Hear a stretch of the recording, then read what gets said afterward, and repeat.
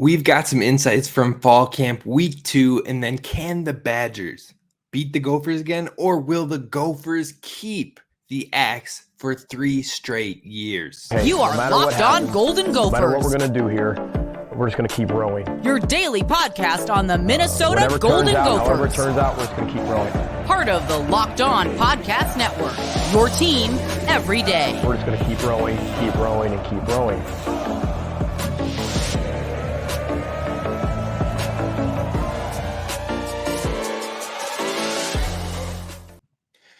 You're listening to Locked On Golden Gophers, part of the Locked On Podcast Network, your team every day. My name's Kane Rob, host of the podcast, former collegiate football video coordinator and recruiting assistant, here to talk Golden Gophers with you each and every day of the week, Monday through Friday. Now, yesterday I was at Gophers practice, a media practice only, and there were a lot of improvements to talk about. We're going to dive into a lot of those insights right here first thing, but we also have to talk about our final behind the enemy lines, breaking down the Gophers opponents and the changes that they had in the offseason.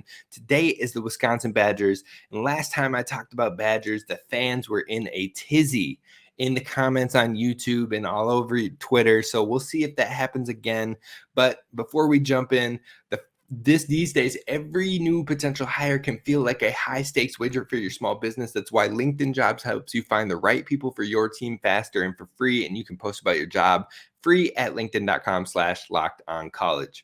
Now, let's talk about what happened with yesterday's practice. Now, when you're looking at the practice overall, the Gophers put a lot more offensively on the field than what we saw on Saturday's practice, where it was open to the public, open to the Big Ten Network, and open to the media. The media-only practice, we saw a lot more flashes and some key insights that included seeing a lot more of Tyler Cooper at the left guard and JJ Gade at the right tackle, playing a healthy amount of snaps with the ones. But that wasn't it. The Gophers had some experimenting on that offensive line as well, where we saw Martez Lewis come into the right guard position, and they kicked Quinn Carroll back outside to the right tackle. So it seems like they're still playing with a number of different combinations that could work on that offensive line.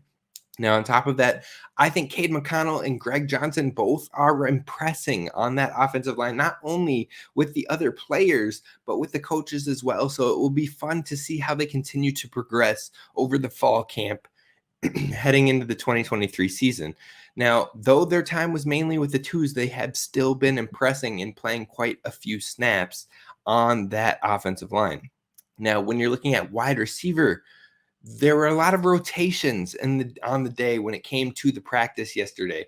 On top of that, we saw the wide receivers intermingled on a lot of the different positions off of the line. We saw Brockington in the slot at times, Jackson in the slot at times, Crooms playing outside. Sean Tyler would be motioned out of the backfield into the outside wide receiver position, playing in a spread motion. There are lots of unique pairings, lots of different ways that maybe the Gophers can keep the defenses on their heels. A lot of quick route concepts were happening throughout the practice. Route trees were a lot more diverse than what we saw on Saturday. And on top of that, a lot more play action, a lot more rollouts, just a lot more than the bland vanilla that we saw at the fan practice on Saturday. So don't think what you saw on Saturday was the real deal, because like I said, with Big Ten Network there, Coach Fleck was likely not to put anything real on the field because he gets really particular about not showing anything to the offense for the opponent to break down when it comes to the early parts of the season. Now, staying on that wide receiver note, like I said, the pace was faster, the quick tempo, up tempo, they're quick developing routes, and that could be advantageous for the Gophers in certain matchups, keeping fresh legs on the field at the wide receiver position with the depth that they have and that could be still lead to heavy routes for Chris Ottman-Bell, Daniel Jackson, Corey Crooms, Elijah Spencer, and Le'Meke Brockington, who have all been getting a ton of work with the ones rotating in and out. Plus, you add Brevin Spanford to that, and you're sprinkling in routes for Kenrick Lanier, who has been impressing, Christian Hoskins, who has been in and out of there as well. Dino Kaliakmanis gets some routes out there every once in a while as well. You got some depth in the wide receiver room, so I am curious to see how they really work that out when it comes to the field and the actual first opponent in Nebraska Cornhuskers on Thursday, August 31st. Now, Ethan Kaliakmanis looked a lot sharper. He was slinging the ball around. He had 2 long touchdowns in the team periods, including a 50-ish yard touchdown to pass to Brockington, who had Justin Wally beat by a country mile. Absolutely perfect touchdown, which actually was on a drive that spanned the whole field. They started in their own end zone. They played it live. So if you go 3 and out, you're punting the ball, and that's the wrap for today. Well, they didn't go 3 and out. They drove the field. They completed 2 third downs, I believe. And then they had the Lemecki Brockington 50-yard touchdown after completing the third down to Brevin Spanford across the middle on a slant route. Speaking of Brevin Spanford and Ethan Kaliakmanis, the connection is really syncing up. You love to see it. I said on Twitter yesterday that this man should see a minimum of 5 targets every game. 5 targets every game. Now, of course, I've still got the whiny fans every once in a while that are like, oh, same old PJ. If he only gets 5 targets, you want this offense to be boring. Bro, let's do the math here real quick. 5 targets per game. If you give him just the full season of 12 games at 5 targets, that's 60 targets. Last year, 60 targets would have been in the top 15 in tight ends across the nation. Now, I said minimum. So sprinkle in a few more of the games where he gets above that minimum. You're talking about 70 to 72 targets on the season. That puts him as a top 8 tight end in targets. And that's like, okay, top 8 at tight end. Well, he's a top 3. So why isn't he getting more? Well, let's think about what I just said. Daniel Jackson, Chris Ottman-Bell, Lemecki Brockington, Elijah Spencer, Corey Crooms. That's 5 very capable wide receivers on top of that will see targets. So let's slow the roll a little bit, quit complaining on Twitter, and get back to witnessing what is changing with the team. That's all I got to say on that front, but I like the connection that I'm seeing between Kaliakmanis and Brevin Spanford. 8 to 88 sounds like a good combination to me. Now, throughout the practice, there were some miscommunications on the offense today and a lack of urgency at times by players, and PJ Fleck was not having it, but we will get back to that. So, young guys that flashed throughout the practice. Kenrick Lanier saw a healthy amount of reps with the 2s, occasional reps with the 1s. He stood out. He looked solid. He looks more and more comfortable each time that I get to see this Gophers team practice in the fall. On top of that, Danielle Nuke got some run with the 2s this practice, and that was good to see. Improvements as well. He, along with some Rofer periods where he got to get some looks. Now, he had a catch where he absolutely went up and mossed the DB, and the team went wild. So it was good to see those flashes of potential from Nuke. Now, defensive back versatility in the rotations were very present, and there's 2. There were times where Tyler Bride was playing in the slot, and then Darius Green rotated down into press coverage. There were also times where Trayvon Jones was with those 2 in the pairings out on the outside and Justin Wally on the other side. And Bride had an interception on Cole Kramer today that was really nice. But we're going to get back to what I was saying about the lack of urgency, because both Kramer and Kaliakmanis were urged by Coach Fleck to pick up the urgency. Players were out there at times who weren't sure what the play was and just kind of guessing, and he was not having it. And you know what? There were miscommunications on motions. Fleck was on his no BS level for all of this, especially with the lack of urgency. And you know what? Even once he was saying, and I'm slightly paraphrasing, so don't take this straight to heart. Now, Fleck said something like, I don't know if you've heard of me. Maybe you need to Google me or ask Andy Greeter, the Pioneer Press, but I don't tolerate that. Speaking to the lackadaisical effort by the 2s that was coming out of a huddle. Now, I am sure the Wisconsin fans that are listening to the later segments or waiting for the later segments will say something about his ego or things like that. But I actually really appreciated him coming out and coming in hard and strong on that moment, because here's why. Week 1 of fall camp is over. That was the learning period. That was the time where you get to kind of go slow. But if you're running with the 1s and 2s, week 2 is the time where you really got to kick it into gear. Everything needs to start clicking before you get into more preparation for the season. So it's not learning time anymore. It's go time, and good is not good enough. There is a game in less than 25 days, and every single snap and rep till then counts. So there will be a lot more insight here in week 2, and our next opportunity for media and fans alike will be August 15th at 3:30 p.m. I hope to see y'all there, but now it's time for our final Behind Enemy Lines with one of the best rivalries in the country. Now, like I said, the last time I talked to Badgers fans were absolutely hating me, so we'll see if it happens again or if the insights will hold true and there will be some truth to them. We'll find out in the comments coming up next. First, let's talk to you about our friends over at Bird Dog. Now, they've got that stretch khaki shorts that are designed to fit slimmer and look good through the thighs and the legs, giving you that truly sculpted look. Now, it's okay to feel good about your legs looking good. I take pride in it. But with the Bird Dog shorts, they are nice, they're stretchy, they feel comfortable, they're versatile. You can wear them out to the bar with your friends. You can wear them to the pool, and they have quick drying fabric. On top of that, you could wear them to the beach, to the office, and so much more. Playing golf, I wear them golfing all the time. But you know what? They also have the joggers, and I'm going to tell you right now, the joggers are next level, chef's kiss, and they have anti-stink, sweat-wicking fabric that keeps you cool and dry all day long. So go to birddogs.com/lockedoncollege or enter promo code lockedoncollege, and you'll get a free white tech hat with your order. That's birddogs.com/lockedoncollege, and you'll get a free white tech hat. And who doesn't like free things? Like I always say, if it's free, it's me. So head on over to birddogs.com/lockedoncollege today. All right, Gophers fans. So we're talking about the Wisconsin Badgers today, and we're going to dive in with the offseason changes. So lots of changes for the Badgers on the coaching front. Head coach Luke Fickell in his first season, the only G5 head coach in the last however many years since the college football playoff has kicked off. I think 2014 was the first year. The only G5 coach to make the college football playoff. That speaks for itself.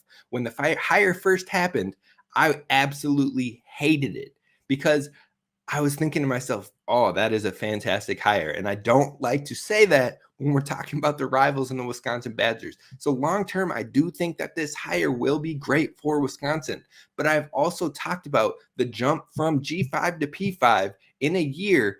In year one, hasn't produced very many 9+ win seasons. In fact, the only one that really stands out is the outlier of Sonny Dykes. So I have a little bit more skepticism than most on how year one will fully play out. Now, that and Coach Fickell's interim stint at Ohio State as a head coach didn't go the greatest, with a ton of talent on that team as well. So none of that is to say he can't or won't succeed in year one or overall. I just think that many may be taking the hype as immediate certainty that the Badgers will be a double-digit win team in year one. I'm just a little bit more skeptical on that, but a lot of potential with him. You move on over to the offensive coordinator, Phil Longo, first season with the Badgers as well, 14 years as an offensive coordinator, and that's one heck of a resume. But on top of that, he had a year with A.J. Brown, DK Metcalf, Dawson Knox, Van Jefferson, all over at Ole Miss, and that shows you the passing game was no joke there. Then he goes on to UNC, and we see the success in all of his time working with both Sam Howell and then Drake May.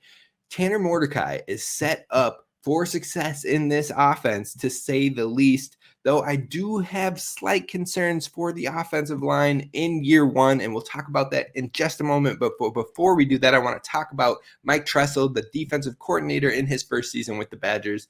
Now, he comes over from Cincy with Coach Fickell, was the defensive coordinator for them in 2021 and 2022. He spent 2007 through 2020 with Michigan State in different capacities. But in 2022, he earned the AFCA Assistant Coach of the Year honors after coaching the Bearcats defense that ranked 5th in the nation in yards per play allowed. Now, the biggest thing that will be the question for him on the defensive side with the Badgers is, does he have the right personnel to achieve success in the 3-3-5 from the jump? Because if you don't have the right players to fit that system, it can be complicated. It can have openings to be exploited. So we'll see if that is the case heading into 2023. But long term, like I said, if he gets it how he wants it with the right personnel, the defense can be dangerous.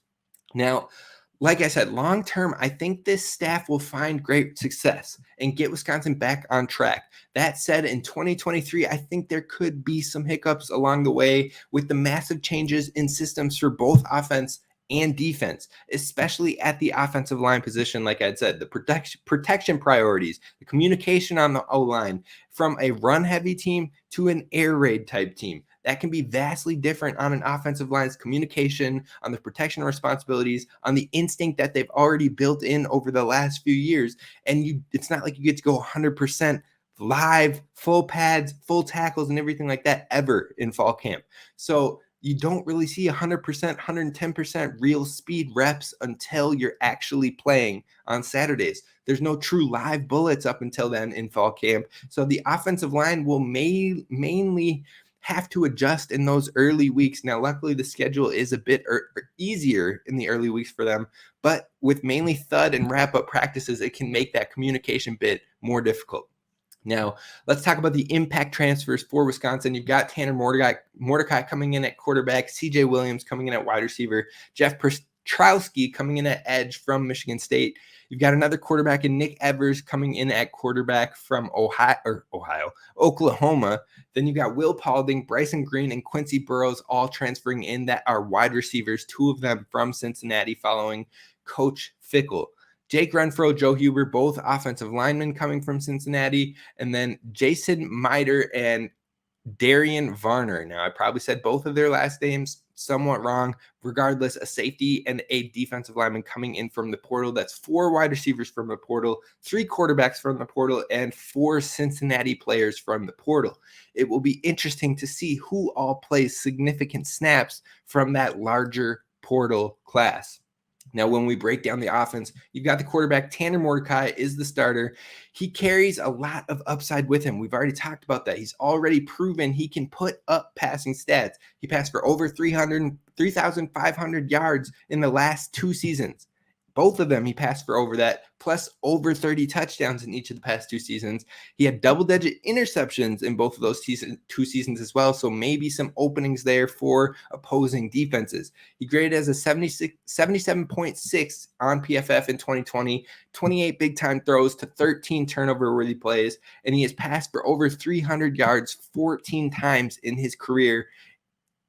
Well, in his career as a starter over the past 2 years. And then he's also had over 400 yards twice. He should be very good quarterback for Longo's offense. And then you've got Nick Evers, the OU transfer, who looks like he's probably the future of the program. Big time transfer who has a ton of talent and potential, but for some reason didn't get any looks at Oklahoma when Dylan Gabriel went down with the injury. So we'll see if he can kind of get up to speed over this year watching Tanner Mordecai. You flip to the running backs, we've got Braylon Allen, and he is that guy. Plain and simple, 1,242 rush yards and 11 touchdowns in 2022, 1,268 rush yards and 12 touchdowns in 2021. His receiving production tipped up from year to year from 39 yards to 104 yards, and this man is a mammoth when it comes to speed or size and stature. 6'2", 240 pounds. NFL teams are going to love this kid. He'll probably be a force again this season. And then you've got a steady backup in Chez Malusi at the running back 2, had 473 yards, 2 touchdowns last season. The real question is how much running game does Phil Longo incorporate into his offense in this upcoming season? At UNC, the leading rusher was QB Drake May. So let's hope he still takes advantage of Braylon Allen. Flipping to the wide receiver, their wide receiver is very interesting for Wisconsin. They obviously brought in a bunch of options via the portal. They have a number of returners as well, and that clearly shows the fully intent to lean into the passing game in Longo's system. Now, his system was 67th in the run game last year, but it was 11th in passing offense. CJ Williams has a lot of hype with his high school ranking, and then having been in Lincoln Riley's system at USC. Now, he didn't play there, but still that high school ranking has a lot of people excited. Then on top of that, you've got 3 leading receivers from last year coming in Chimere DK. I think I said his name wrong. Moving forward, chugging right through it, 689 yards, 6 touchdowns. Skylar Bell, 440 yards, 5 touchdowns. And Keontae Lewis, 313 yards, 3 touchdowns. All of them are back with the team. And then you've got the 4 transfers coming in. That's 7 deep, and that doesn't even include the new classes of 2022 and 2023 with another 4 wide receivers adding to that room. So we'll see how it fully shakes out.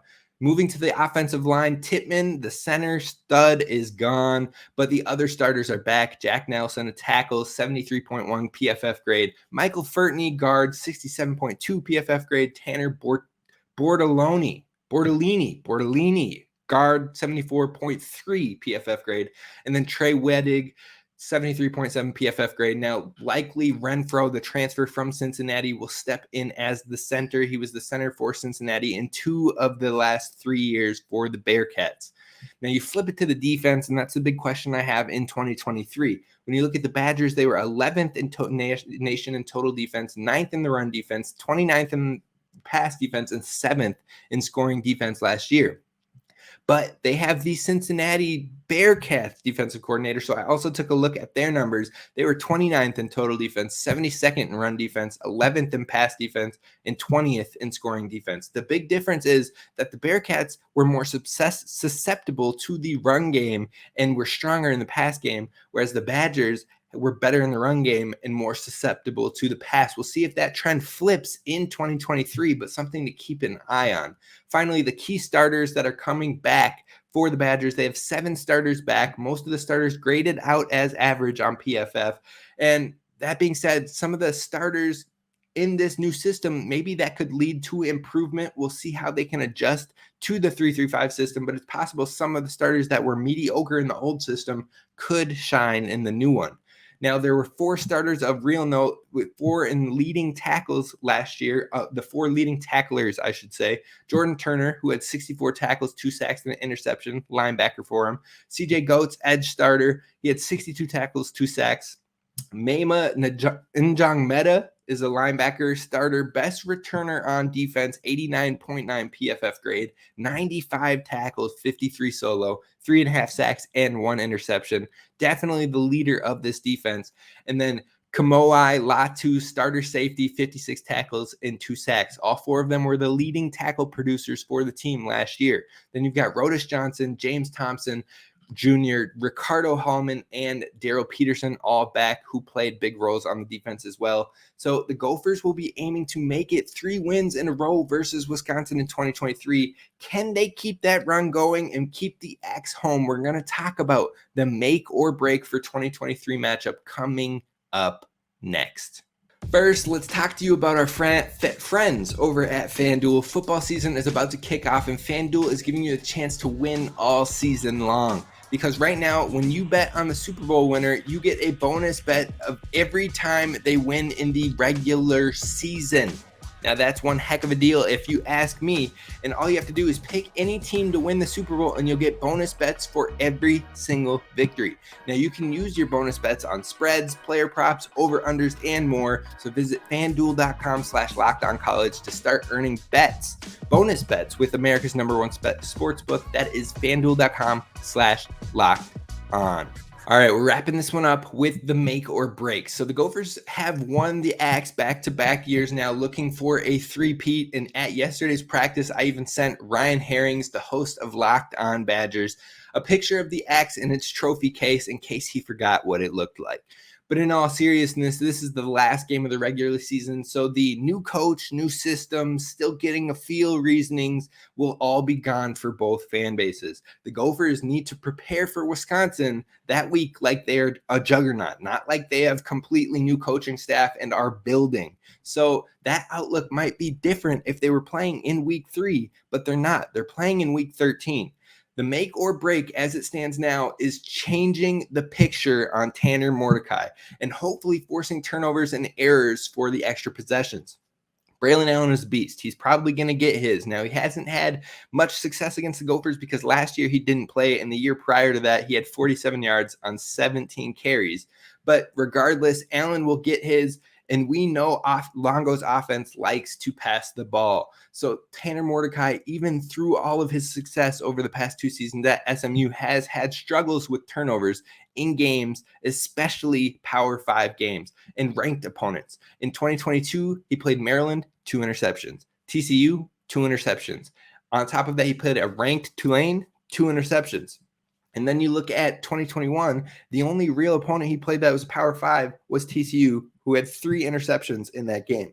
So the spring game that many like to bring up, he also had 4 interceptions against his Badgers defense. So there is an opportunity to capitalize on with the versatility of the nickelback and the linebackers in the Gophers defense and how they use them to manipulate the field and change the picture, how they bring Devin Williams in for different passing coverages and blitzing looks so you don't know which one he's doing. Jack Henderson often moving around the field as well. If you change the picture and make it so you don't know where the pressure is coming from, hopefully that will push Tanner Mordecai into more opportunities to turn the ball over. That's what we've been seeing in early spring and early fall camps. So hopefully we'll see more of that to present problems in that department. That is my make or break for the Badgers. If they can cause chaos and create turnovers, they should find themselves with good opportunities to keep the X. If they can't slow them down, things become a lot more difficult.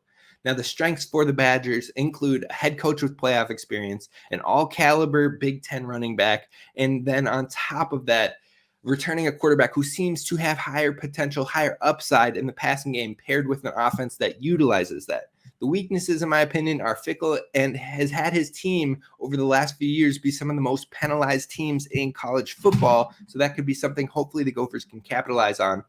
Complete system changes on offense and defense could lead to some errors in the earlier parts of the year. And then unknown defensive personnel, will they be ready to run the 3-3-5 system to its full extent? That's going to do it for us on today's episode of Locked On Golden Gophers. Tomorrow, we're talking all Gophers, and you're going to want to be there. Row the boat, Sky Umont, go Gophers. I will see you tomorrow, and don't forget